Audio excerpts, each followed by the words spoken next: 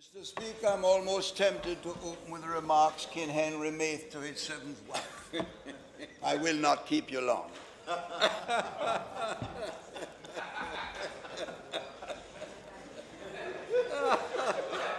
Now you've been boasting all this time. you brag about it all this time. In my presentation of getting back to the future, prosperity on the horizon. In rising, Mr. Speaker, to make this presentation on my portfolio areas, I must first thank those whose faithfulness has kept me in office these number of years. My family, headed by my dear wife, Dawn.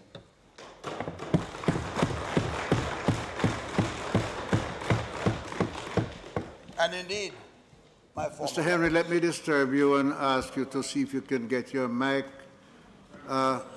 both sides so that the Hansard writers. It's on, Mr. Speaker. I don't know. Can they hear me now?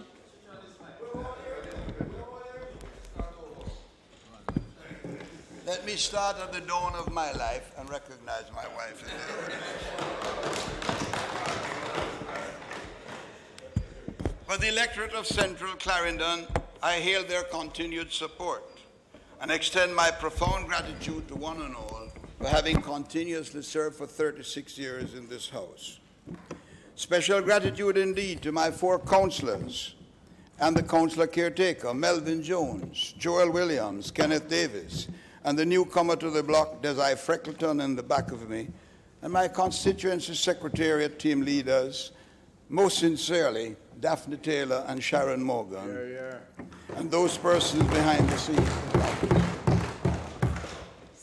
Let me thank the ministry I've reassumed, and thank the permanent secretary and the CTD and all the staff for having helped me to prepare this presentation here today, which I will seek to condense into 45 minutes, and at the end of my speech circulate the full text of what the ministry intends to do. On the central subject of growth, Mr. Speaker, it should be recognized that the place that this has to begin is in our minds.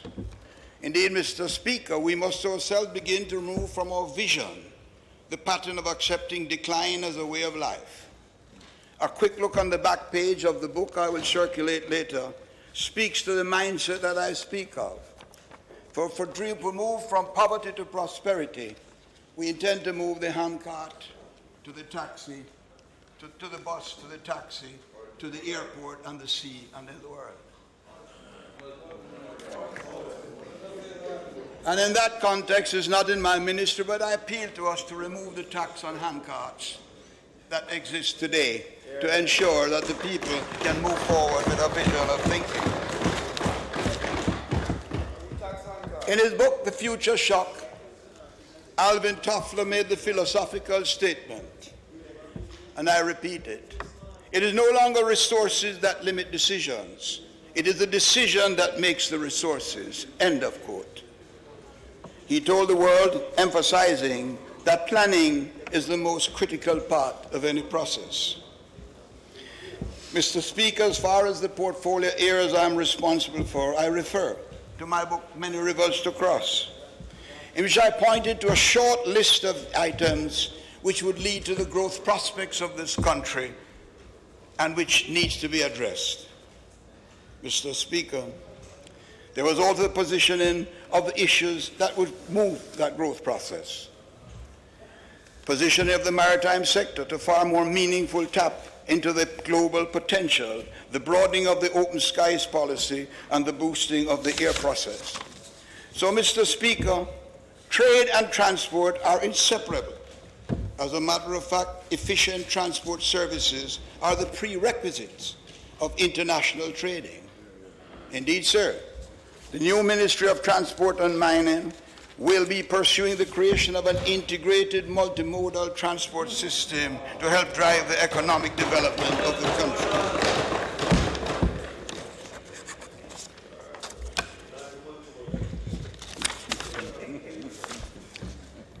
Mr. Speaker, there is a virtual reality looming threat that we must countenance as a matter of urgency.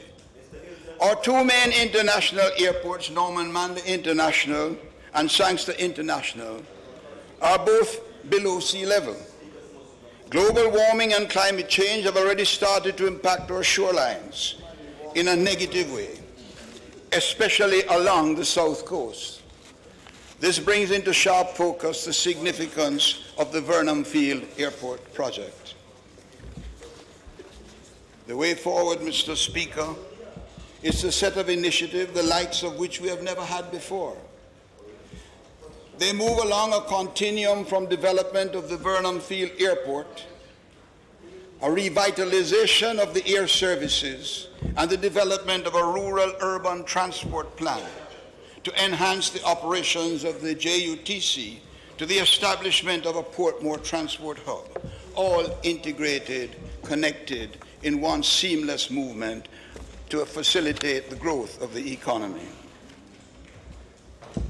These programs, among others, are geared to spurring economic activities in other sectors, such as agriculture, education, health, construction and housing, to name a few.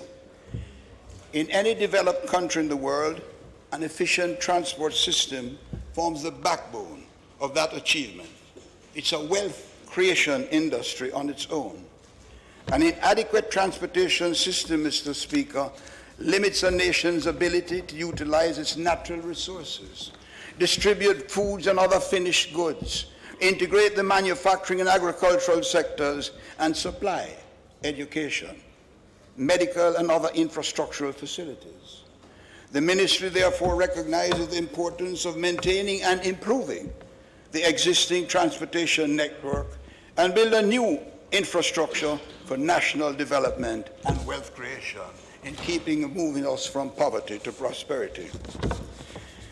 Mr. Speaker, the ministry's thrust towards an integrated multimodal transport system will generate numerous jobs in construction, maintenance, operations, along with customer service and spin-off services from year 1 to year 5 of the implementation plan, which tells all that we are headed back to the future, so to speak.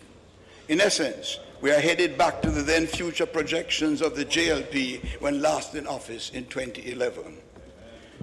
Mr. Speaker, in relation to the specific agencies and the entities, I will lay out what the ministry intends to do with the following. Revitalization of rail service. It is known that we tried to protect the assets of that, and we started to run the railway. Decision 2712 of Cabinet gave approval for the establishment of an enterprise team to oversee the continued pursuit of the privatization of the rail service by the ministry, supported by the Development Bank of Jamaica as transactions advisor. The privatization was to have taken place in 2 phases. Phase 1, due diligence and business case development. Phase 2, transaction implementation. Further to the foregoing, Mr. Speaker, the Vernon Field Development Project is to be incorporated into the railway proposal, as it speaks to the connectivity with road, rail, air and sea, and was removed, and I'm placing it back into that development. Indeed, it's in keeping with the ministry's drive to implement the integrated multimodal transport plan, seamless movement, just like how the human being starts to creep, to walk, to run, to ride, to fly and drive. That's the essence in which drives the whole development process of transportation.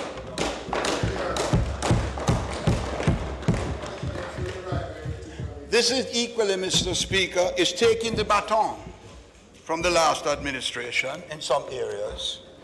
But my stewardship under the JLP's prosperity banner is to implement and fulfill, not talk, but ensure it's on the ground.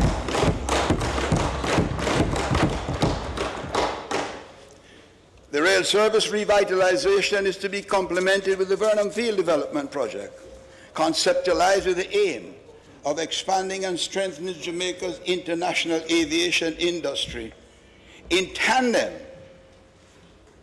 with positioning the country as an international hub for the world. Additionally, Vernon Field is the center of the island, And just as I base the elements on the human response to life, it is from your belly that you earn, it's from their belly that you lead. Therefore, the center of your country is the hub and the axis on which you must build and grow a country. That means that Vernon Field and air services are all across the country will complement the existing ports of entry and exit by air. Need I historically point out to the country, Mr. Speaker, that the concept of moving the green banana for the developed countries do not eat to become a ripe banana to their market. They don't eat green bananas. But they devised such a thing as to give us the second oldest railway in the world. They connected that to every port we have. They loaded the bananas at St. Thomas, Portland, Oracabessa, Montego Bay, and Hanover. And then they made sure the ships arrived just as the banana was ripening to be sold, when they didn't have air conditioning, when they didn't have refrigeration, and they didn't have supermarkets. That concept of economic development built Europe. We must capitalize on that, especially as we should let all our investors know. By speaking English, it's the economic language of the world, and we're giving them an economic chance to reach to the world if they do not themselves originally speak English. A very important aspect of the Vernon Field development are the investment opportunities it offers in the overall thrust to rehabilitate the rail. It will provide vital prospects for the operation of viable freight rail system within the wider context of the plans to resuscitate the railway system across the country. The planned rail services that we are looking at, Mr. Speaker, includes tourism. My colleague sits beside me. The rejuvenation of the iconic rum train. Please note I do not name a brand because of its intellectual property value. Another attraction. The train line has approximately 30 heritage sites which can be developed in addition to tourist attractions, and at the same time incorporate the person whom we now consider a squatter on the train line to bring them into the system of moving from poverty to prosperity.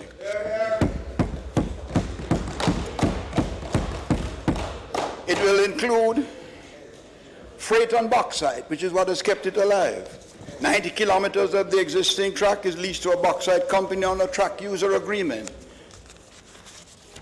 We intend to build out additional lines. Mr. Speaker, this leads for potential growth in the bauxite sector, in which Jamaica is the fourth largest producer globally, operating with 4 mining companies, and I'll speak to bauxite as we go along. Mr. Speaker, the freight market also includes the transportation of both containerized and bulk freight. Agriculture, energy, mining are key areas in Jamaica's economic expansion in logistics, and there are tremendous opportunities for the movement of freight via the railway, recognizing that the aspect of transportation is now higher cost than even the production that it is put into any product.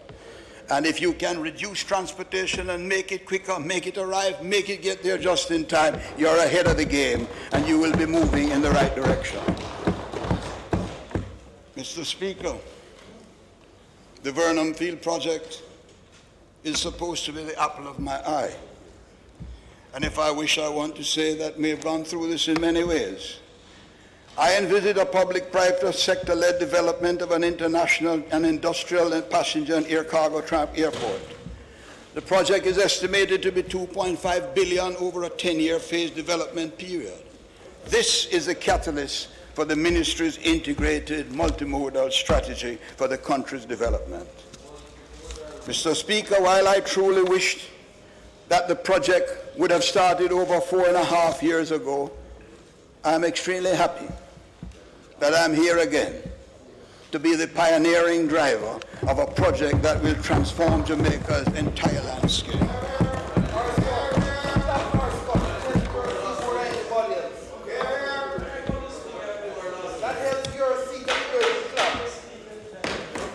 This is an opportunity to be grasped with both hands. We are capitalizing on the advantage of Jamaica's geographical position to respond and to support the just-in-time world. services for the transfer of goods. We are targeting sea-air cargo fulfillment for the niche markets, requiring multimodal capabilities to provide the most competitive transportation costs for the transportation of time-sensitive goods. We tend to think of mass-produced goods as being the only answer. That's not what a just-in-time world speaks to. Pharmaceuticals, high-value lightweight electronics, high-value equipment components, and temperature-sensitive cargo, among others. Mr. Speaker, we are talking about an airport that will facilitate the Boeing 747, the 767, and what we cannot accommodate now, the A380, the largest planes in the world, which may be able to land but can't take off without a full load and be economically viable in a developing world. That is why flying from the Far East across Mama Africa, coming to Jamaica, reduces the time from 2 days to 17 hours. And also, may I remind us all that the Far East tourists will arrive here on the day they go on holiday, which is a psychological advantage to anyone in the world. This is an opportunity to be grasped with both hands. We are capitalizing, as I said, on the just in time. And I'm happy to say, Mr. Speaker, that everything I'm saying here is supported now, will be followed up by action and implementation. This is the implementation of the Vernon Field Development Project. This is what the enterprise team has been charged with to take forward and move for the development of Jamaica and the development of the center of the island, made starting with cargo and moving in an outreaching effort to build. Mr. Speaker, besides providing the in-transit capabilities, it will equally begin to change the whole face of the country overall. My aim is to bring change at last. Mr. Speaker, given Vernon Field's history as a military base, air transport will play a significant role in the establishment of the manufacturing and shipping. This, Mr. Speaker, will be true to logistics, hub and planning as we develop the national transport strategy. I want my colleagues in the Honorable House, Mr. Speaker, to recognize that I have seen the dream. When I arrived in Singapore, the dead dogs were floating down the street. There was no building higher than 10 stories. I've seen it come the cleanest city in the world, 600,000 population. They pondered over what they would do if we ever reached 1 million. But they plan to reach 6 million, which they are today, and ever expanding and growing within the context of a vision that is important. Mr. Speaker, Vernon Field is an international cargo hub. It's a maintenance, repair, and overhaul of aircraft. And I remind the public and my colleagues that any plane that is to be repaired at the moment is now flown back to Europe or to the Far East to be repaired. And when I talk about repairs, whether you wash the plane, clean the windows, prepare the seat belts, thank you, all of which employs and takes up your labor that you have available. Maintenance and overall would be a major aspect of the development. That will be tied to the Transport Training College, because we have lost a number of our professionals. The bauxite industry's downturn left us a lot of people we should have been absorbed back in the economy of the country. Our sugar workers that are displaced will need to be retrained within the context of this kind of development. And therefore, Mr. Speaker, it's a transformation of change of an important level in the country.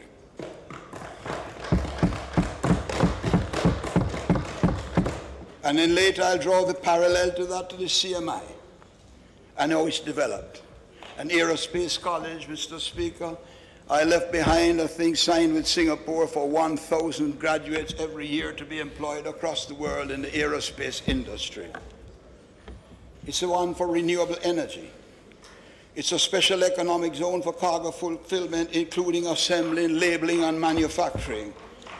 And Mr. Speaker, for those who have voted for me for so long, it enhances in whatever developmental plan for Maypen to become a business center for the development of the Vernon Field dream.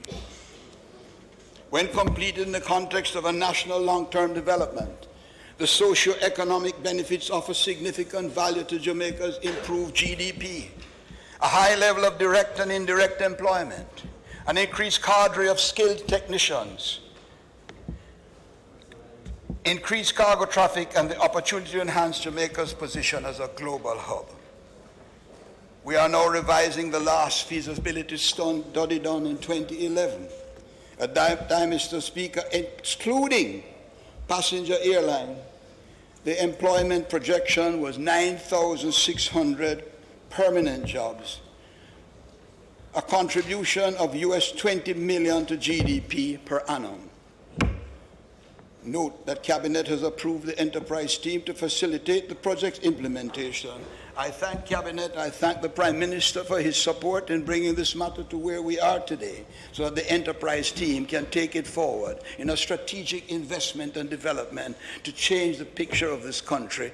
And as I emphasize, and I return to the railway, it also speaks to the fact that around every railway will be developed the economic nodes that relate. Those economic nodes, because the railway owns 2,200 acres of land equally. The areas around each heritage stop will offer a whole new development process for those persons who are in art, craft, music, dance, drama, the issues to which we are naturally related. That basically the small developer will be able to grow. And Mr. Prime Minister, the railway lands can and will be used. That what we refer to as squatters, which are people looking at the land that they also inherited, can be moved into pockets of development where they can now get the land from the railway tied to the housing trust, tied to them having a house, and then begin to be employed by the railway and the economic growth which will be expanded across the country. Therefore, those persons that are usually left behind will be part of the forefront of this ministry's drive for development. In that context, Mr. Speaker, as we go back to the future, let me indicate that the concession of Norman Manley Airport and select airports and aerodromes, including Ian Fleming, will form part of that whole aspect of development.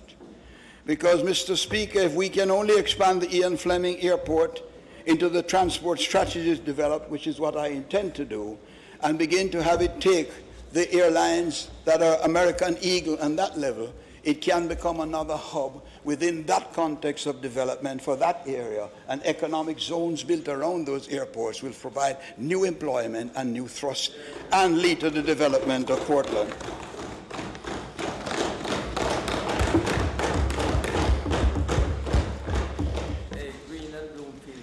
I'm not leaving behind, Mr. Speaker, because we have to turn to take what we have and develop it. That is why the development of the Portmore hub is very important. Mr. Speaker, the building of a new Portmore transportation hub on that piece of undeveloped land at the Portmore Town Centre is an important element, because we have to look at how we rescue and change what is the philosophy that relates to KMTR, which is separated from the rest of the world at a different cost, where we really cater to the elitist educational structure rather than the wide element of education which needs transport throughout the whole country. The Portmore hub is estimated to cost just over £47 million. The hub is intended to improve the service planning of the JUTC by reducing the number of kilometers traveled and associated costs while increasing the passenger load factor of each trip. Mr. Speaker, we anticipate that the hub will encourage some commuters who now travel via private transportation to use the public transportation system. Especially, this could reduce the number of motor vehicles between Portmore and Kingston and St. Andrew, and as a consequence, increase the ridership of public transportation. The feasibility studies for the proposed hub was completed and submitted at the end of April this year. And Mr. Speaker, we are now preparing a submission which will be sent to the Public Investment and thereafter to Cabinet for approval.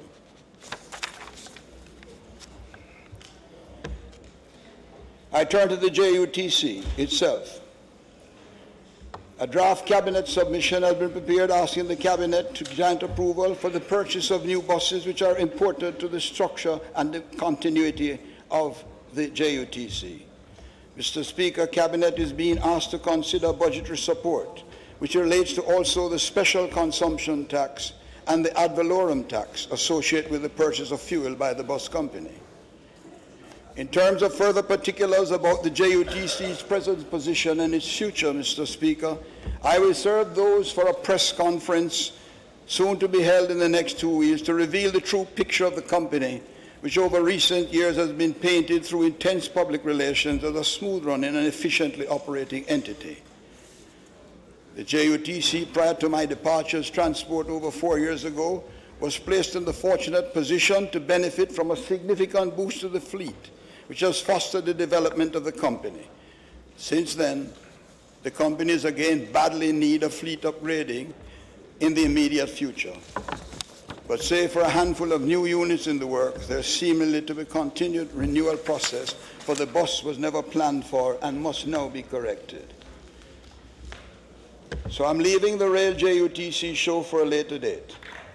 I would just say, Mr. Speaker, that with provisions in place for only 35 new buses to come into the company from this year's budget, it is going to be a big challenge to maintain the desired fleet runout without Cabinet's favorable consideration of the issues that I have raised.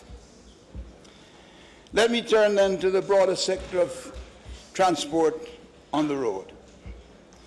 I must bring true recognition and commend the spirit of cooperation and discussion that now exists between the ministry's team and public transport operator groups across the country on the broad and fundamental changes that are needed to improve the lot of both the commuters and the operators within the sector.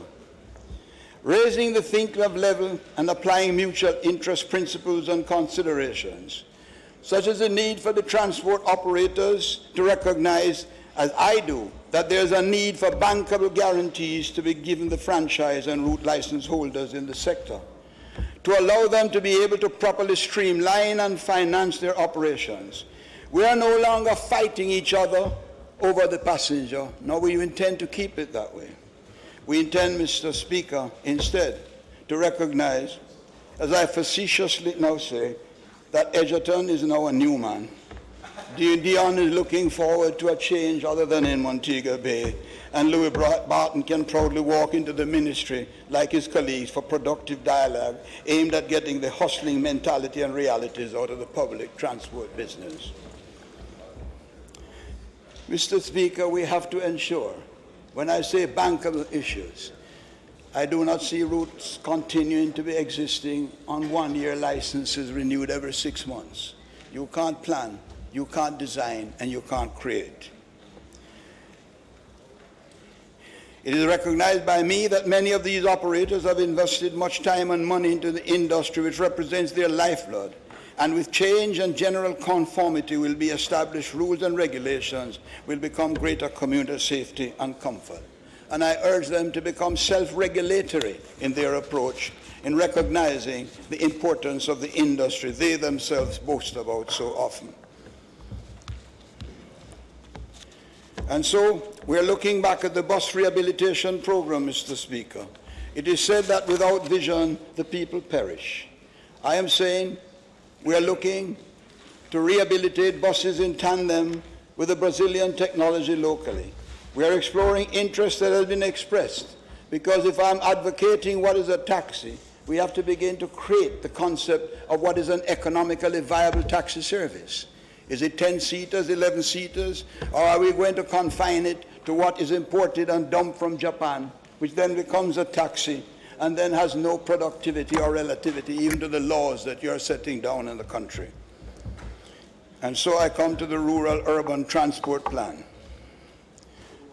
That will be developed with a view to fully implementing the color coding and public passenger vehicles, issuing parish license plates, standardizing the fare structure across the country and not just the city. Mr. Speaker, color coding of public passenger services, vehicles, is a strategy that is in part providing improved safety mechanism and one of the initiatives to modernize the public transport island-wide.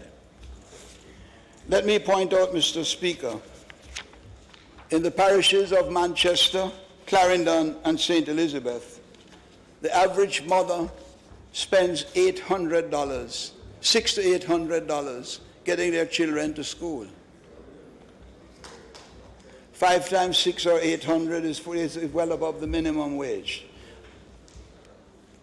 And if anyone doubts the figures, I'll use Maypen as an example. $70 from Buckner to the clock tower. $100 to $120 if you go into Vertec, and a little more if you're going to Clarendon College. That's 191 way. When you get dropped off at that point, you pay another $60 maybe to reach the school gate. That's repeated, so the average is $600 to $800. While we underwrite the KMTR at $60. Imagine if we put back in the pockets of every mother in those 4 parishes alone, and there are 6 such parishes that relate. That is more than giving them an increase in any salary and putting back spendable money in their pocket and the pride of recognizing that.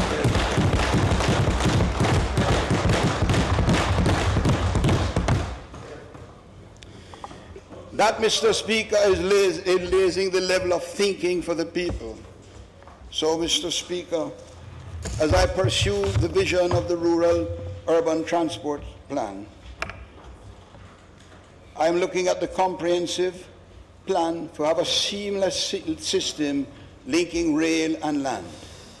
When rural Jamaica in general benefits from public-owned bus service like the commuters within the KMTR, more than half of the population will still be denied a fundamental right as taxpayers like anyone within the KMTR, because every subsidy that is paid to the KMTR from central government is out of the taxpayer pockets of every Jamaican, and we must equalize the cost of travel at its real cost across the country. And that's the aim of that rural development plan. So the rural plan will be developed with a view to fully implement the color coding of public passenger vehicles, issuing parish license plate, standardizing the fare structure, and as I said, implement it to the economic benefit of all. A pilot effort is the beginning of the new school year in September. The JUTC, with the necessary approvals of the Transport Authority, will be rolling out a 3-route operation extending from Old Harbour in St. Catherine near to the Clarendon, Manchester, and inclusive of all sections of southern Clarendon, including school routes in and around Maypen, and very importantly to Garvey Maceo, a high school in southwest Clarendon where too many reports of tragedies involving underage is evidence. Mr. Speaker, I emphasize that point because so often people think that Vernonfield lies in the constituency I represent. So many people think some of the advocacies I make are in the interest of merely a selfish issue that relates to the constituency I represent. And I wish to correct that, Mr. Speaker, because it's important that what we do is develop the country for everyone in the country across the whole spectrum of the transference of knowledge and development. So, Mr. Speaker, I am going to be speaking now to the areas that are important and now the development. If I move very slowly, it's because I've come to the Highway 2000 north-south leg. After having rescued the previous initial failures with the Mount Russell leg of the north-south highway, I led the process in tandem with the then-now Finance Minister Audley Shaw to bring the Chinese on board to complete the project from Kimanos to Ocho Rios. The critical and timely change of gear signaled a new degree of focus and intensity with the project, which fortunately did not fall victim to the 4-year hiatus between 2012 and February. Mr. Speaker, justice is not alive, is still alive and well. Late last year, when my sister on the other side, the charming former Prime Minister, was waiting for the signal from above, I was with her on a stage on a mini highway opening at a place called Angels. Note the name, Angels. From there, I managed to arrange for the signal to come just in time for me to be able to keep my promise to come back and cut the ribbon for the entire highway alongside the prosperity leader.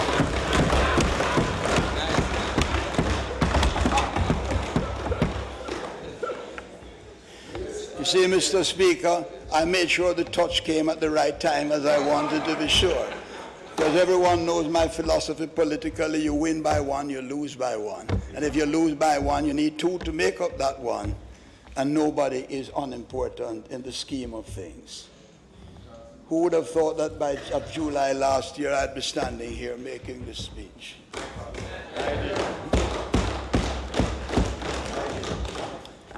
But being an old man in a hurry.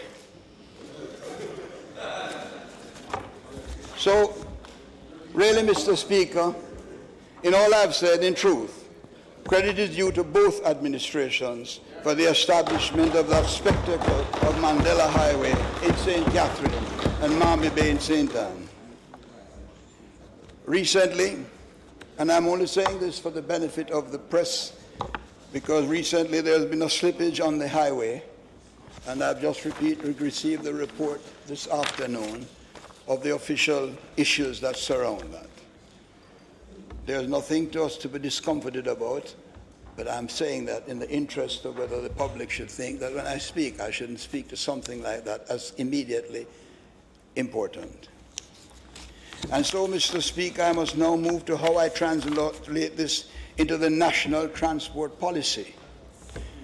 The national transport policy is coming on stream to ensure it is keeping with the current trends and strategies of the industry. Recall, Mr. Speaker, that the policy was drafted to guide the national development. There are many concerns about funding for the overall proposed components of the plan, and I'm going to be ensuring that that is dealt with in the shortest possible time as we roll out the plan. So, Mr. Speaker, I turn to the Road Traffic Act, which is important in the developmental process I address. The Road Traffic Bill was passed in the lower house of Parliament in November 2015, tabled in the Senate in January 2016. Mr. Speaker, the gestation period for the bill has been over 10 years. It is time for the baby to be delivered. So I crave the indulgence of every member of this House to ensure this time around that the new Act is passed. Indeed, in the new Act, Mr. Speaker, we have to begin to deal with the issues that surround emissions, the environment, all of which is not properly covered in the present Act, because emissions do not come only from motor cars, it comes from aeroplanes, boats, and trains, and it's important for us establishing what is the level as it relates to carbon in the air and how we can develop a healthy society. Mr. Speaker, all of us must be shocked.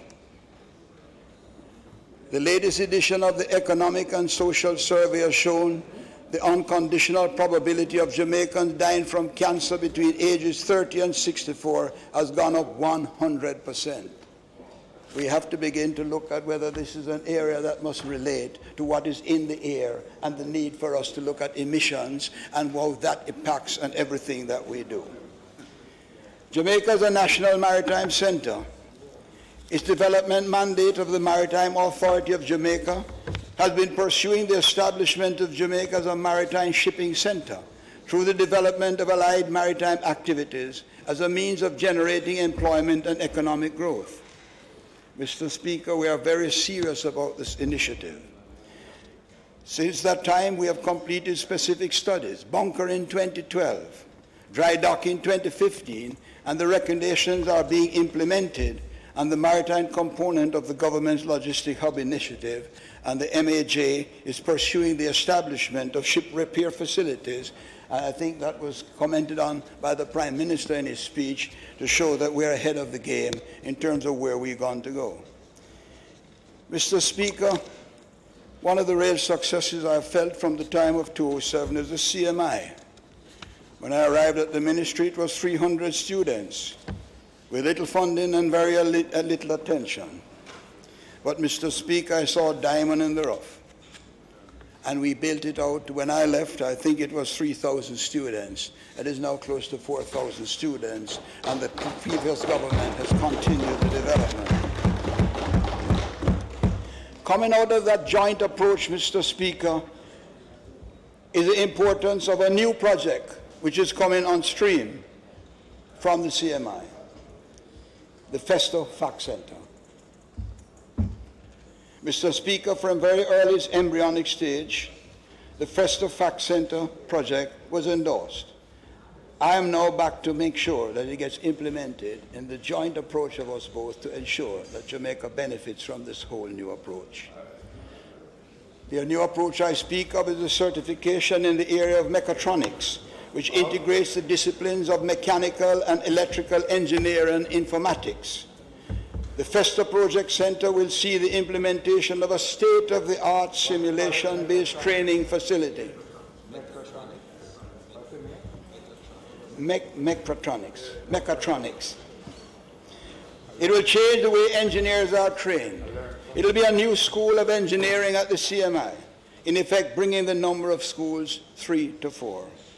The Festo Center will deliver international certification in the form of degrees in mechatronics, automation to meet the changing needs of the industry, and graduates will be provided with qualifications that have global currency.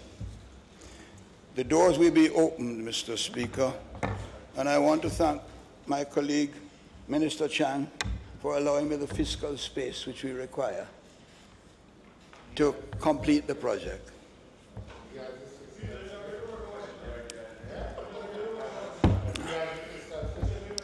Yes, he's giving it up.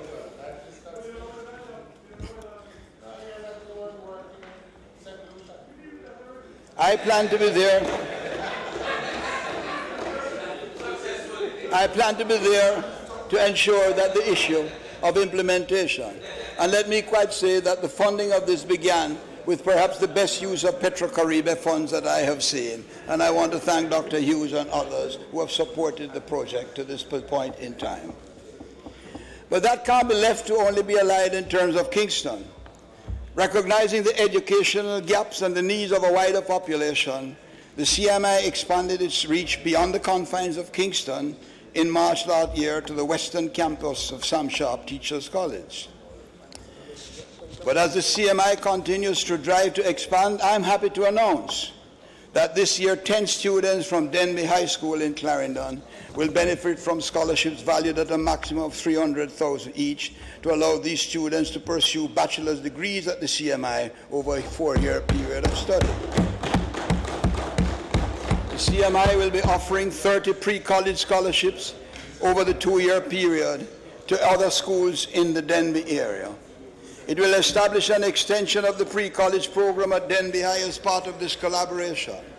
This will allow more students to matriculate into tertiary institutions and learn employability skills, which will be the focus, training for employment, not training just for a degree. As the program develops, it will be expanded to other schools in Clarendon and Manchester and St. Elizabeth. It will be a prototype to be replicated across Jamaica. And as I know that you sometimes misuse the word 1 year, I'll be here 10 years from now to institute that program and ensure it. Because rest assured, as long as I am here, you will be there. In a hurry to build the country, not to leave the country in the wrong hands.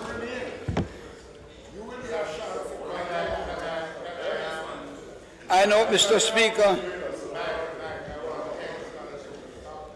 as long as you remove some of the zinc fences that exclude along the areas and begin to expand the sidewalks and move some of the right issues of driving through your constituency daily. And yeah, of course you can. But you should have asked Omar.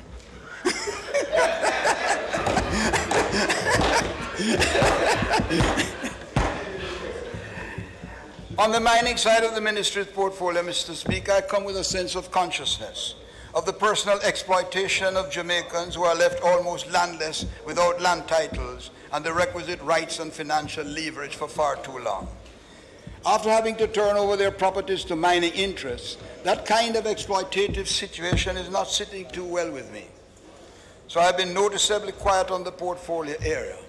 But let me say to the mining persons I've inherited, whose skills I admire so much, my first effort must be to seek to restore the lands and hand it back to the people.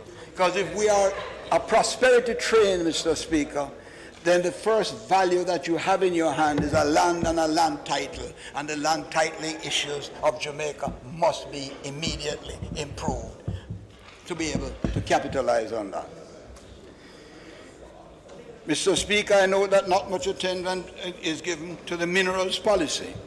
And in that context, I'll be developing the mineral policies with the implementation of the policy for 2016, 2017, and 2018-19.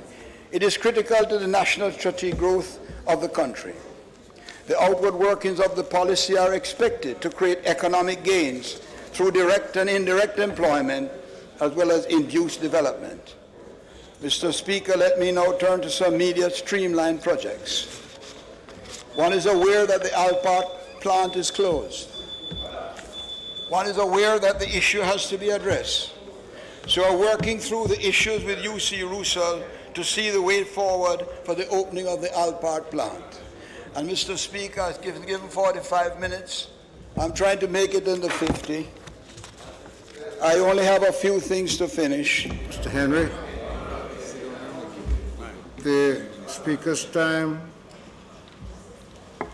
is up. Leader, you may. Mr. Speaker, I move that the member's time be expended by 5 minutes to complete his presentation. The question is that the minister's time be extended by 10 minutes. Those in favor? Those against? The ayes have it. Minister Henry. Mr. Speaker, I have asked that this be given out at the end of my speech. This is the full context of what is being done, which everybody should get a copy of, and which will have all the details, because I've summarized everything by a number of approaches. But while I'm on the mining then, before I get to mineral development, I'm very proud of this page. This page refers to a thing in Wattown and Tobolski, where the land has been returned in a cooperative effort, where they built greenhouses, where they put the thing in place. These are the peppers which we are reaping, Mr. Minister of Agriculture, as we walk through the issue. It was a joint JSIF and the Jamaica Bauxite Institute. And I'm ensuring, however, when you produce these peppers, you have increased the value of the land, perhaps even more than bauxite, which is gone and never to return. So that the value of the land is not what it was. After all, Mr. Speaker, when I say this, I can go on endlessly. Land for agriculture is downgraded in the concept of how we have dealt with agriculture in this world, country, and by our minds. So development land is given a higher price. So, Mr. Minister of Tourism, I'm told most of this is sold to hotels nearby. My only hope is that they're getting a just-in-time price and not the farm gate price of an exploited marketing structure. Mr. Speaker, the African American and Pacific Union Development Minerals Program country-level project is being implemented to support small-scale private sector mining and public institutions and communities.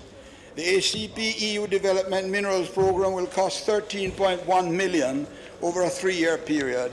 Jamaica, have been selected as a focus country, will benefit from 750,000 euros. It includes looking at industrial minerals, construction minerals, dimension of stones, semi-precious stones, and I could go on, Mr. Speaker. It's all in the book. So in summary, Mr. Speaker, the future is an integrated multimodal transport system connecting road, rail, sea, and air. And it is bright. In that regard, I have stood before you around an hour strong in conviction, renewed in faith, refreshed in spirit, revitalized in endeavor, and with an enduring and abiding vision, because the reality of this development is as inevitable as the tides of history themselves have ever been. The concepts I've dreamt and hoped for, I'm happy to be back to implement wherever possible and fulfill the dreams and restore hope to a young and ongoing country. So So I will upgrade the air navigation equipment of the Norman Manley Airport to a state-of-the-art standard to enhance passenger and aircraft, because I do not see airports in isolation of each other. I see them as a connected element of design. And if I speak with a courage of conviction, it's because I think now of my very dear friend, former mayor of Atlanta, Maynard Jackson, my late friend, and his vision of Atlanta Airport, which is emanated today in Hartsfield, Atlanta, which now carries 96 million passengers, which was never ever thought possible. As I equally saw the vision of Singapore into Changi Airport. So, Mr. Speaker, upgrading the equipment of Sangster International Airport maintained and is very important. And we have endorsed that, and we expect that to start very shortly. We have to upgrade Ian Fleming runway to accommodate the American Eagle aircraft. We have to complete the development of the Vernon Field project. And Mr. Speaker, I have to return to that. I have to return to it because the enterprise team is in place. And I'm saying to the country that the development concept of that is going to become long before I am departed. If not very shortly, it will be seen to be implemented. We are going to expand the Caribbean Maritime Institute, develop bunkering opportunities, fuel farms in Kingston and Montego Bay, and we must develop leisure boating in selected ports. For railway, we return the railway to full operational status through the MOU with the investor, which is ready to be signed, along with heritage and hospitality tourism. And, Mr. Speaker, I'm giving a new charge. We are going to pursue monorail and light rail for the Kingston area. Can you imagine the space we are waiting over Sandy Gully, which has saved us all? And all we have to do is run along the side of the Sandy Gully and hang a monorail, for we can't go underground. So, Mr. Speaker,